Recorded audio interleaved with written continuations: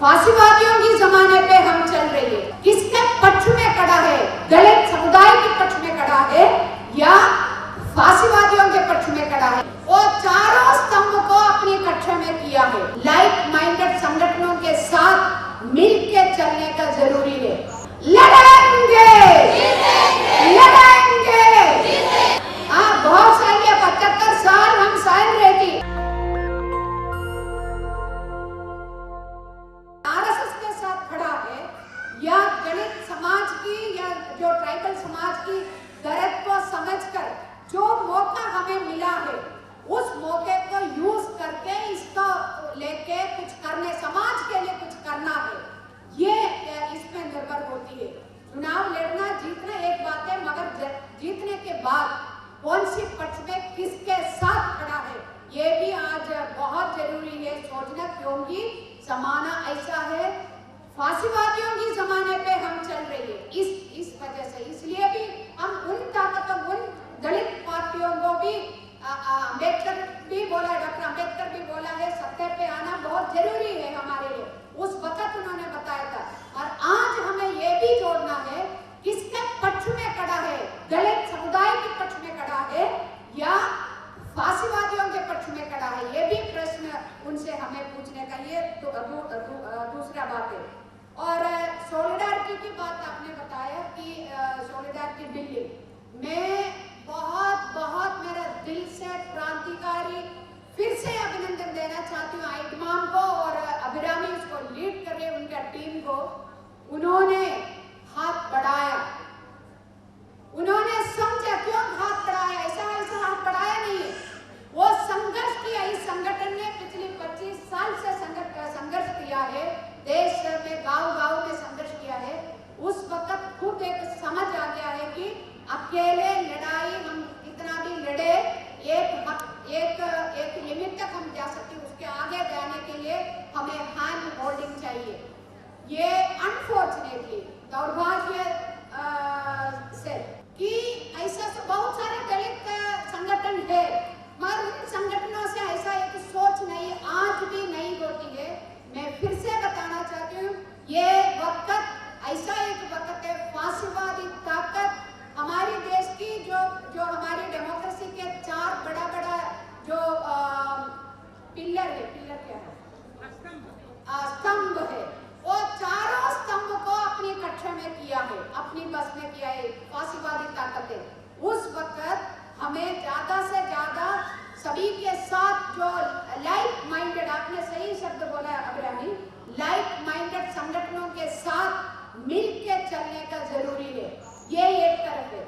दूसरी तरफ में ये भी मैं रिप्रेजेंट कर रहे, दूसरा जो एक नेशनल मूवमेंट, विमेंस मूवमेंट को national federation of Indian women की जनरल सेक्रेटरी हूँ, और हमें भी ये सोचने का है, दूसरे जो संगठन है, जो दलित संगठन है, दूसरी संगठन लोग है, उनको भी ये सोचना है कब तक हम पीस मील में दलित मुद्दा उठाएगी हमारी अपनी एजेंडा के अंदर। ये हमारी संगठन को, हमारी इस मूवमेंट के अंदर भी हमने प्रश्न खड़ा किया है, इसलिए इसमें भी थोड़ा बदलाव अभी आ गया है। इसलिए अभी हमने बहुत सारी कैंपेन एक साथ किया है, ये एक बहुत पॉजिटिव चीज है। ये काले दौर में एक पॉजिटिव चीज मैं देख रही है। इसलिए मैं सिर्फ इतना बताना चाहती हूँ कि मैं अकेले चले, मेरी संगठन अकेले चले, मैं ज्यादा दूर नहीं जा सकती है, ये हमारी समझ है। और कोई अकेले जाके कुछ हासिल कर पाओगी, हमारी अपनी दम में बलबूते पे ऐसा सोच रहे तो वो सोच सही नहीं है। इस वक्त हम सबको एक साथ खड़ा होके फांसीवादी ताकतों को हराकर हमारी देश की डेमोक्रेसी, हमारी सेकुलरिज्म, बाबा साहब ने जो दिया है, हमारी जो संविधान, उस संविधान को पहले बचा के रखे, इसके बाद हम लड़े। इसमें ये कमियां है, उसमें ये कमी, जब हमें वो आवाज उठाने का भी हमें मौका नहीं मिलेगा, नहीं देगा, ऐसा एक सरकार और ताकत सत्ता पे है, जब तक वो है तो हम बाबा साहब अम्बेडकर जो दिया हुआ, जो हमारी संविधान भी बहुत बड़ा खतरे में है, उसको एक तरफ रख के उसका उल्लंघन कितना कर चुके हैं अभी तक। इसलिए बहनों और मेरी संगठन की तरफ से भारतीय महिला फेडरेशन एनएफडब्ल्यू के तरफ से मैं इतना बताना चाहती हूँ कि ये सारी आंकड़ा इधर बताया है, वो आंकड़ा में मैं नहीं जा रहे। हम साथ चलेंगी, मिलकर लड़ेंगी, और यदि जीतना है तो हमें मिलकर जीतना है। आज नहीं तो कल, नहीं तो परसों, मगर जीत हमारा ही होगी। तो एक नारा से मैं समाप्त करूंगी, लड़ेंगे, लड़ेंगे। ऐसा हाथ रख के लड़ेगा तो कोई मानेगा नहीं, है ना? तो सब लोग हाथ, ये सिर्फ महिला नहीं, सभी लोगों को हाथ ऊपर करना है। लड़ेंगे, लड़ेंगे, हर जोल जुल्म की टक्कर में, हर जोल जुल्म की टक्कर में संघर्ष हमारा नारा है। संघर्ष करेंगी, जीतेंगे। आप क्या बोलेंगे? इस बार नहीं हम छोड़ेंगे, ठीक है? छोड़ना है इस बार। हाँ, बहुत साल या 75 साल हम सहन रहे थे, छोड़ रहे थे। अभी आगे और सहना भी नहीं, छोड़ना भी नहीं। संघर्ष करेंगे, जीतेंगे। इस बार नहीं हम छोड़ेंगे। संघर्ष करेंगे, जीतेंगे। आवाज दो, आवाज दो, आवाज दो। शुक्रिया। आपको याद है, मुझे बताने की जरूरत नहीं है कि दलित महिलाएं हैं या दलित विचार व्यक्त करने वाले लोग हैं, वो दलित महिलाओं की समस्या जो है वो और महिलाओं के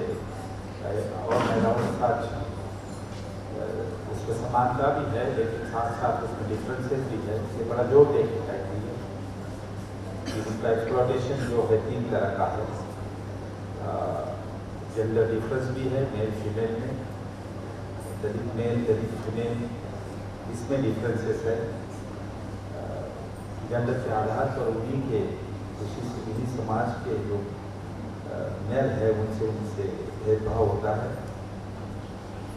लेकिन साथ साथ ये समस्या सभी महिलाओं की है, हाई कास्ट की भी है, दलित की भी है, मिडिल कास्ट की भी है। लेकिन दूसरी समस्या जो है वो सिर्फ दलित महिलाओं की है कि वो कास्ट डिस्क्रिमिनेशन और अनटचेबल से पीड़ित रहे, जो सिविल राइट्स या सिटीजनशिप राइट और महिलाओं को मिलते हैं वो नहीं मिलते। और इन दोनों का असर जो है gender discrimination and differences, caste differences, तो कास्ट डिस्क्रिमिनेशन का असर जो होता है, इसलिए वो तीसरा जो उसका एक्सप्लॉयटेशन है वो आर्थिक है। इस तरह की थियरिटिकल पेशकश दलित महिलाएं करती आ रही है और आर्गूमेंट दी जा रही है कि उनकी समस्या है और महिलाओं से नहीं है। वो बिल्कुल सही है।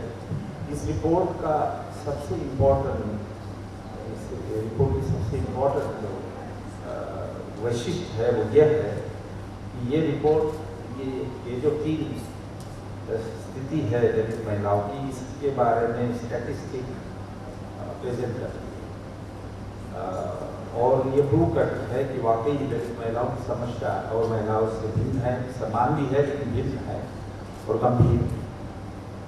और इस रिपोर्ट में ये 3 बातें मेरा ख्याल है बड़ी मेहनत करके सबने निकाली है। यदि हम जेंडर डिस्क्रिमिनेशन ले तो मैं डिटेल में नहीं जाऊँगा, लेकिन सिर्फ आपको एक फ्रेमवर्क देने की कोशिश करूँगा कि जेंडर डिस्क्रिमिनेशन और जेंडर डिफरेंसेस इसके लिए है। दलित मेल जो है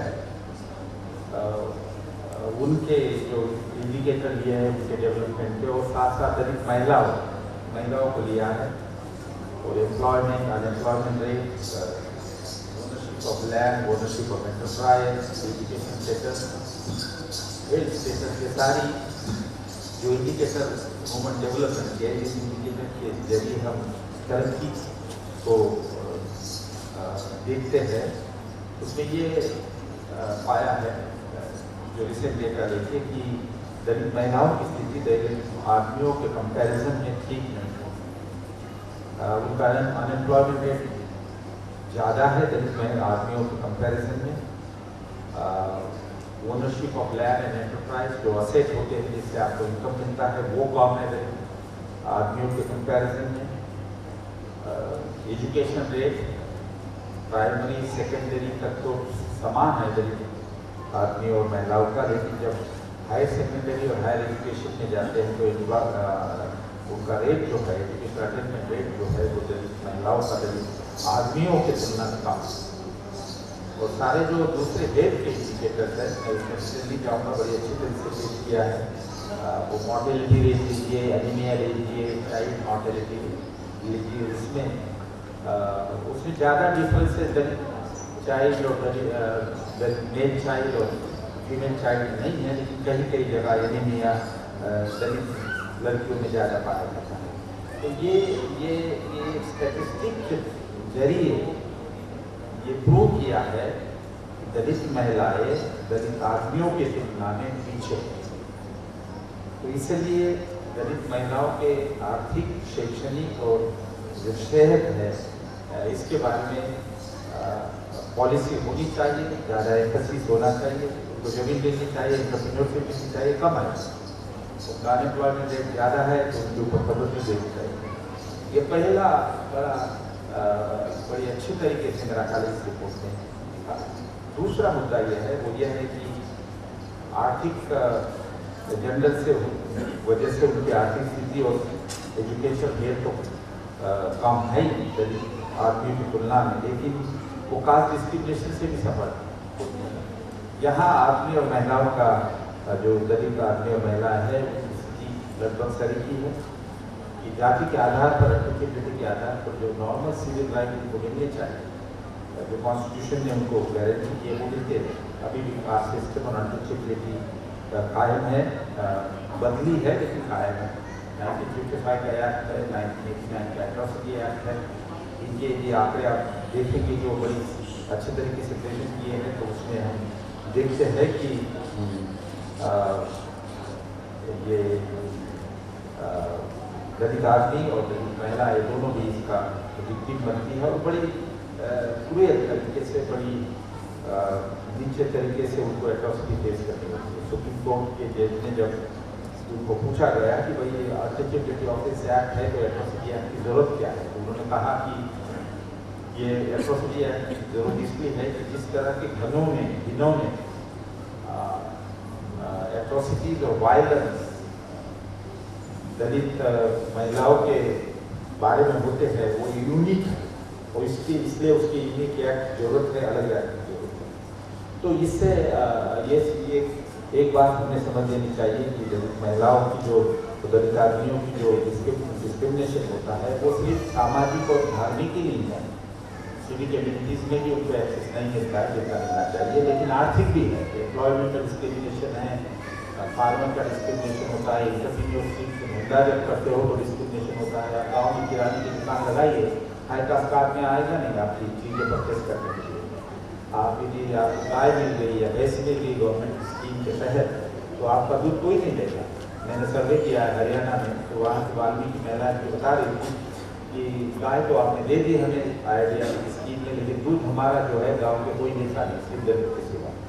और यदि जो कोऑपरेटिव सोसाइटी जो हाई कास्ट से डोमिनेटेड है वो विरोध करती है कि वाल्मीकि समाज से आपने मिल नहीं लेना चाहिए। तो ये आर्थिक भेदभाव जो डिस्क्रिमिनेशन है जिससे गरीबी बढ़ जाती है, ये जाति के आधार पर जो है वो हमें देखने को मिलता है, जो उच्च जाति की महिलाएं को फेस नहीं करने पड़ती। This an distinction unique problem of only Dalit woman. तो इन दोनों का जेंडर डिस्क्रिमिनेशन, जेंडर इनइक्वालिटी और कास्ट इनइक्वालिटी इसका असर जो होता है वो क्लास पे होता है, इकोनॉमिक्स पे होता है। आपके पास जमीन का दलित महिलाओं की ओनरशिप आप जमीन की दे दीजिए तो कम है, एंटरप्राइजेस की ओनरशिप दे तो कम है, अनएम्प्लॉयमेंट का रेट ज़्यादा है, शिक्षा का रेट कम है, इसलिए हेल्थ की स्थिति खराब है। इन सब से फिर उनकी गरीबी बढ़ जाती है और वो इकोनॉमिक डिप्राइव्ड रहती है। आखिर में इस रिपोर्ट में मेरा ये जो 3 हिस्से है ट्रिपल एक्सप्लॉयटेशन, इसको स्टैटिस्टिक की तरह इस्तेमाल करके इस रिपोर्ट में बड़ी अच्छी तरह मेरा ख्याल रखा है। और जो समानताएं है जेंडर डिस्क्रिमिनेशन की और महिलाओं के साथ वो भी रखी है, लेकिन साथ साथ डिफरेंसेस जो है जाति के आधार पर और ये बड़े अच्छी तरह सामने लाए हैं। बाकी मैं इसमें आखिरी का जो चैप्टर है बहुत इम्पोर्टेंट चैप्टर है। कोई केसेस लेके एट्रॉसिटी जो होती है, डिस्क्रिमिनेशन जो होता है, वैकल्पिक केसेस होती है, उसका इम्प्लीमेंटेशन कैसे होता है इसका बड़ा डिटेल में ये है, इसमें मैं ज़्यादा जाना नहीं चाहूँगा। बड़े अच्छे तरीके से इसको एक्सपेक्ट किया है, लेकिन दो बातें हैं कि कन्विक्शन रेट बहुत कम है और इंडिया में 20% है, बहुत सारा एक्टिकल रेट बहुत ज़्यादा है। तो वो भी है कि एक्ट इफेक्टिवली इम्प्लीमेंट नहीं किया जाता, उसमें उन्होंने बहुत सारी रिकमेंडेशन दी है, लूप होल्स रखे जाते हैं केस फाइल होते वक्त, और इसकी वजह से एक्टिकल रेट बढ़ जाता है। इस रिपोर्ट में बहुत सारी रिकमेंडेशन है, मैं उसमें कहना नहीं चाहूँगा, लेकिन मेरा ख्याल है यहाँ सारिका जी बैठी हुई है, सारिका चौधरी जी मेंबर है दिल्ली कमीशन की, तो उनके लिए ये काफ़ी यूजफुल होगा, क्योंकि मैं समझता हूँ कि जो रिपोर्ट ऑल इंडिया है वही लगभग दिल्ली गवर्नमेंट का, दिल्ली में जो महिलाएं हैं शहरों में, छोटे गाँवों में और इसमें उनके लिए काफ़ी ये फायदेमंद होगा। आपने मुझे इस पर बोलने के लिए बुलाया, इसका मैंने थोड़ा सा कंट्रीब्यूशन भी किया है इकनॉमिक्स में, तो मुझे बड़ी खुशी है कि ये रिपोर्ट बाहर आ रहा है। Thank you very much. National Dastak की आपसे गुजारिश है कि अगर इसको बचाना चाहते हैं तो नेशनल दस्तक को सब्सक्राइब करने के लिए रेड कलर के सब्सक्राइब बटन को दबाएं, फिर बेल आइकन की घंटी दबाएं। नेशनल दस्तक को बचाने के लिए बहुत जरूरी है कि हर खबर को शेयर करें, लाइक करें, कमेंट जरूर करें।